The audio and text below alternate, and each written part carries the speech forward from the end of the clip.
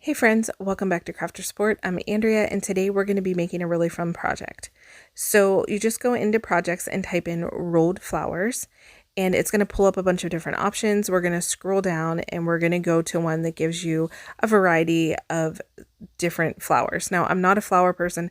I don't really know like all the names of the flowers, so I just picked one that had a variety of them. So you get to make 6 different flowers.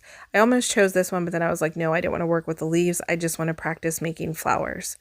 So I decided to go with this one. There's 6 different options and I was trying to figure out which one I like best because I have some projects coming up that I need rolled flowers for, and this is the way that I practice making things before I make a big project is I do smaller size projects. So here I'm just ungrouping them and taking away the 2-inch flower mark because it didn't matter it didn't matter what the sizes were because I was just practicing for these and I didn't need that, so I just deleted it. All right, so I just made sure that I was using my Cricut Joy Extra, then I clicked make it, and here it's just pulling everything up. Now, I decided I wanted to make 2 of each to get extra practice from it. So all I do is I look at all of the sizes, and that's what I'm doing here is looking how big each flower is that needs to be cut. And I know that I can cut my paper down to 5.5 inches and that will be enough. And then I just went up to the top there and clicked the up arrow, which made it go to number 2 and then apply. And so it applied 2. And then it came up that I needed an update. So I went ahead and did the update because the last time I didn't do an update whenever I was using my Maker 3, it kind of like wasn't working well. So as soon as I did the update, it was working beautifully. So definitely if this comes up, don't do it later. Just do it now in the right in the midst of your project. It's so worth it. So here I just have my brayer, my Cricut blue light grip mat, and I'm using up all of my Cricut cardstock because it's not my favorite. So I'm trying to use up everything in my craft room because my craft space is going to be going into a craft room soon. So I'm just trying to use up everything that I don't use a lot. And a better way to do this is with, when I'm making these practice projects. So I just cut them all down to 5.5 inches so I know that they'll be the right size for the project. And then I'm using my blue light grip mat and I am just going to get my first color placed. Now I do cut all of these colors, but I don't show you me cutting all of them. I just show you me assembling, like putting them all together. And if you guys have been around at all, you know that I do everything at an angle. And I realized I even do that with my card making and stuff. I turn things at an angle to do them. I don't know if it's my vision or what, but it just makes it easier for me to line stuff up if I can see the top and the side, kind of like at the corner. It just works for me. I don't know. So now I'm just getting my Cricut Joy Extra out and I'm getting my laptop ready to go. And if you're unfamiliar with the Joy Extra, there's no buttons or anything on it. It is just it's all run by Bluetooth, and you can connect your phone, your laptop, your iPad, whatever to it. It's really a great product if you don't have one. Now, this could be if it's the only Cricut you own, that would be perfect. But there's a smaller Cricut called the Cricut Joy. If you're not, like I said, if you're not familiar with this, I'm just kind of throwing this out there. It does much smaller cuts. So, but it runs the same way. There's no buttons or anything on it, where the Cricut Explorer it all has buttons. So here I have a quilling tool that you could use to make your flowers or tweezers. I don't like the quilling tool. I've done some quilling and it's not comfortable in my hands. So I end up using my, I don't know, inverted tweezers. Is that what they're called? I'm not really even sure. They're by Cricut and they work wonderfully. So here I'm just peeling everything off the mat. Surprisingly, and when I say surprisingly, I'm not saying that I expected it to not cut well, but because of the intricate cuts, I thought maybe I'd have trouble like weeding it or something, but no, they came out perfect. Nothing ripped, nothing tore. It was all very well cut.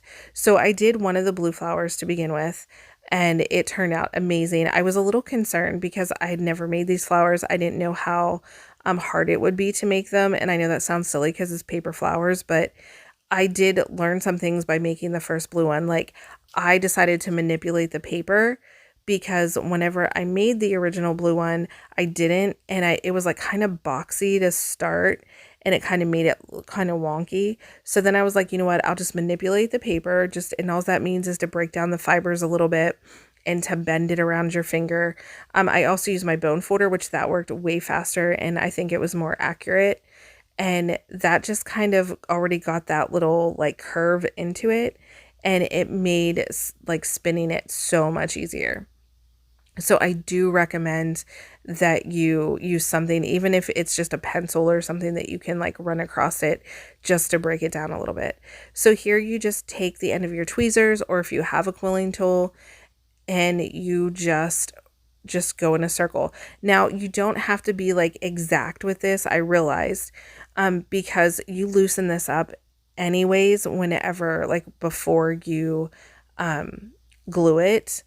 And another thing, I'm using the Cricut hot glue gun. I do not recommend that hot glue gun for this project though, because it's like a high heat one. Like it gets super hot, and I burnt my fingers pretty badly. I think with maybe this one or the next one, I don't remember, but I got burnt pretty badly, and it's because I keep forgetting that this is a higher heat glue gun. I'm going to have to purchase a low heat one for projects like this because, like I said, I have some projects coming up where I need to make a lot of flowers, and that's where I got burnt really bad. And I don't want to be using this Cricut hot glue gun to make those. I do have the little finger pads, but I never remember to pull them out, or I do pull them out and they get in my way, so I flick them off. So that, like, I know about them, I just don't ever use them.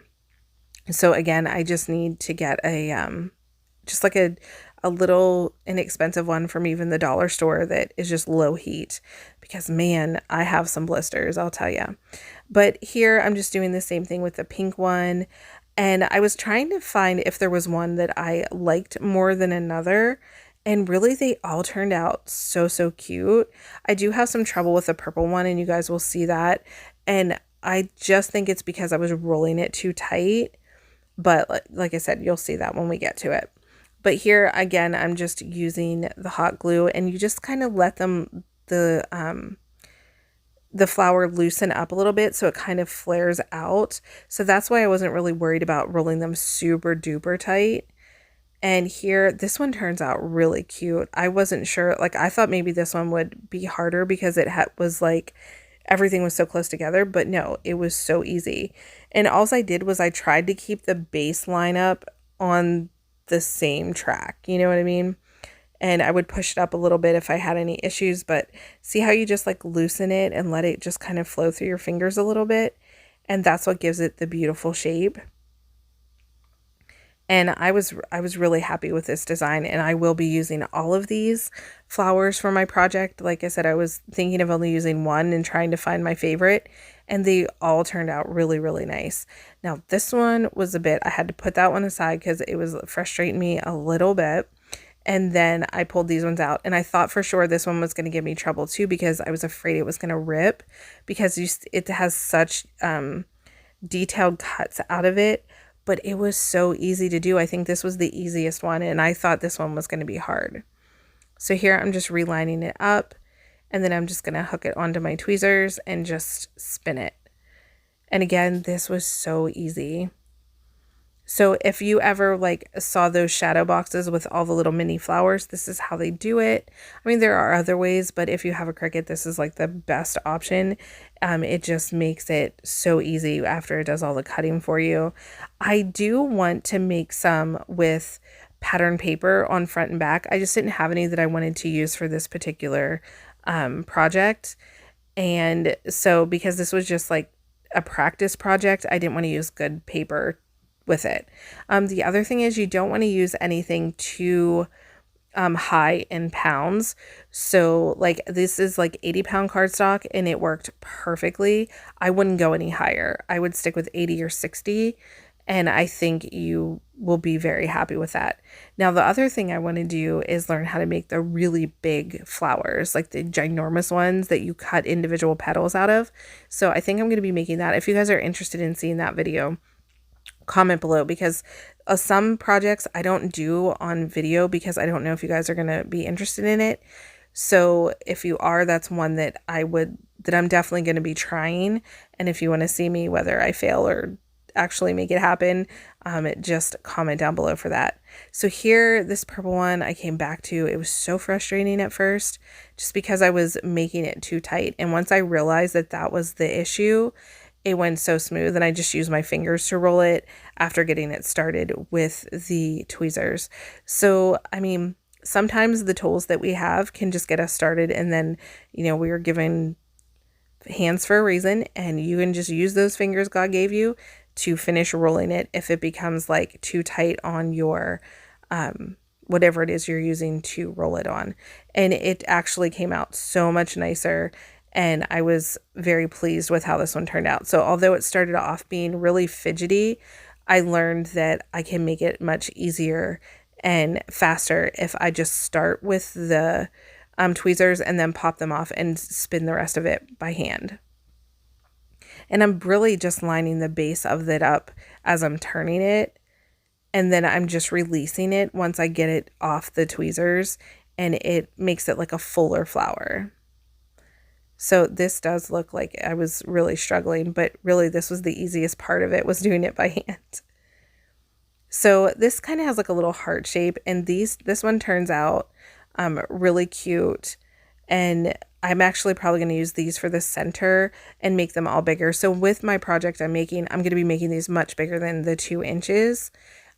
So I'm hoping that the bigger they are, the easier they are to make. I should have tested that, but I didn't. So I will definitely let you guys know, or I may just make the project and film it for you guys to see. So now we just have I think that's all of them. Yeah, we did all of them. So now I have all of them made, and I was really pleased with how they turned out. And I will definitely be, like I said, making more of these bigger sizes, some tinier. I'm going to need some tiny ones too. But yeah, they were really fun to make. And I will link below the project that I use, like the little address to it. And so you guys can go check those out. And I would love to hear from you guys. I've gotten a lot of new subscribers, and if you have any video ideas or things you want to see me make or do, or if there's a product you want me to share, just comment down below, and if I can, I absolutely will. And here I'm just fluffing them out with my fingers, just like pushing them around to kind of give it to flare out a little bit more. And I just think it makes them look so adorable.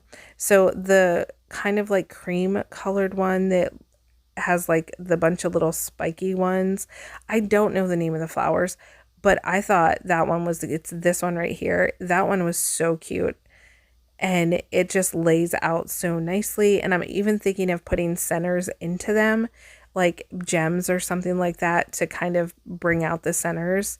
And then this yellow one was so pretty as well. And I didn't even mind the cardstock paper, the Cricut paper with this. If you guys have followed me, you know that my favorite paper is Stampin' Up.